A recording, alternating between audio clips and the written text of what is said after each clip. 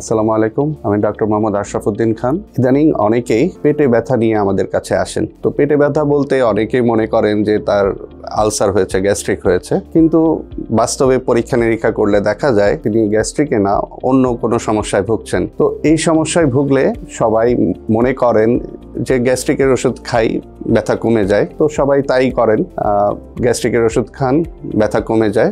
কিন্তু এক সময় দেখা যায় যে অনেক তীব্র ব্যথা নিয়ে উনি হাসপাতালে ভর্তি হন। তখন পরীক্ষা নিরীক্ষা করলে দেখা যায় হয়তো উনি পিত্তথলির পাথর নিয়ে ভুগছিলেন, কিন্তু উনি জানতেন না। এই জন্যে পিত্তথলির পাথর কি এবং এই নিয়ে আপনাদের ধারণা এবং এর প্রতিকার কি সে নিয়ে আমি কিছু বলতে চাই। তো পেটে ব্যথা হলেই আমরা কি করব? পেটে ব্যথা হলেই আপনারা গ্যাস্ট্রিকের বড়ি অথবা মেডিসিনের ডাক্তার অথবা বিভিন্ন জনের কাছ থেকে শুনে নিজের রোগটাকে হয়তো আপনি জানতে পারছেন না, কিন্তু আপনি যদি সঠিক জায়গায় সঠিক পরামর্শ নেন হয়তো আপনার রোগটা অনেক আগেই ধরা পড়ে। তো এই জন্যে পেটে ব্যথা মানেই গ্যাস্ট্রিক না, এটা আপনাদের মাথায় রাখতে হবে। পেটে ব্যথা হলে আরো অনেক কারণেই পেটে ব্যথা হয়, তার মধ্যে পিত্তথলির পাথর অন্যতম একটি কারণ। এবং খোঁজ করলে দেখা যাবে আমাদের প্রায় প্রতি পরিবারেই কেউ না কেউ এই রোগে ভুগছেন, কিন্তু দীর্ঘদিন ভোগার পরে হঠাৎ করে যখন জানতে পারেন তখন হয়তো অনেক দেরি হয়ে যায়, অনেক ধরনের কমপ্লিকেশন তৈরি হয়, যেটা ম্যানেজ করাটাও অনেক সময় কষ্টসাধ্য হয়ে ওঠে। তো এটা কাদের হয়? পিত্তথলির পাথর কাদের হয়? সাধারণত দেখা গেছে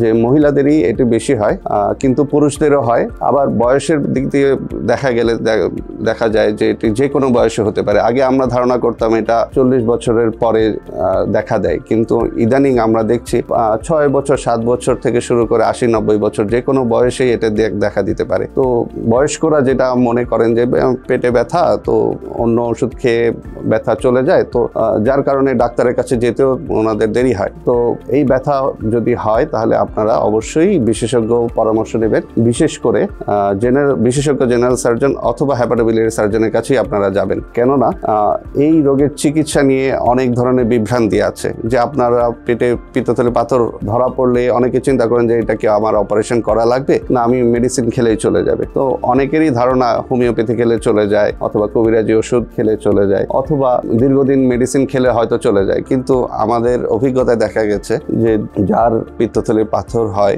সাধারণত কোনো ধরনের মেডিসিনে এই পাথর কিন্তু চলে যায় না। কিন্তু এটি থাকলে কি সমস্যা? এটি থাকলে দেখা যায় কখনো না কখনো এটি ব্যথা নিয়ে আপনাকে ভোগাবে, এবং ব্যথা থেকে, তীব্র ব্যথা থেকে এটা ইনফেকশন হয়ে এখানে পুজ জমা হতে পারে, যেটাকে আমরা এম্পাইমা গল ব্লাডার বলি, অথবা এটা পাথর দিয়ে ব্লক হয়ে ওখানে পানি জমে, মিউকাস জমে, আমরা এটাকে মিউকোসিল বলি। অনেক সময় পাথরের ইনফেকশন থেকে গ্যাংগ্রিন হয়ে পিত্তথলি ছিদ্র হয়ে পিত্ত রস পুরো পেটে ছড়িয়ে যায়, তখন কিন্তু খুবই খারাপ অবস্থা তৈরি হয়। এছাড়াও পিত্তথলির পাথর পিত্তনালীতে গিয়ে জন্ডিসও তৈরি করতে পারে। অনেক সময় এই পাথর গিয়ে প্যানক্রিয়াস নামক আমাদের একটি অর্গান আছে, যেখানে গিয়ে প্যানক্রিয়াসের প্রদাহ অর্থাৎ প্যানক্রিয়াটাইটিস করে, যেটার কারণে কিন্তু রোগীরা প্রায় হাসপাতালে ভর্তি হতে বাধ্য হন, এবং সে থেকে অনেক জটিল অবস্থার সম্মুখীন ওনারা হন। এত সমস্যা যেহেতু হয়, এই জন্যে পিত্তথলি পাথর হলে অবহেলা করবেন না, আপনারা অবশ্যই বিশেষজ্ঞের পরামর্শ নেবেন এবং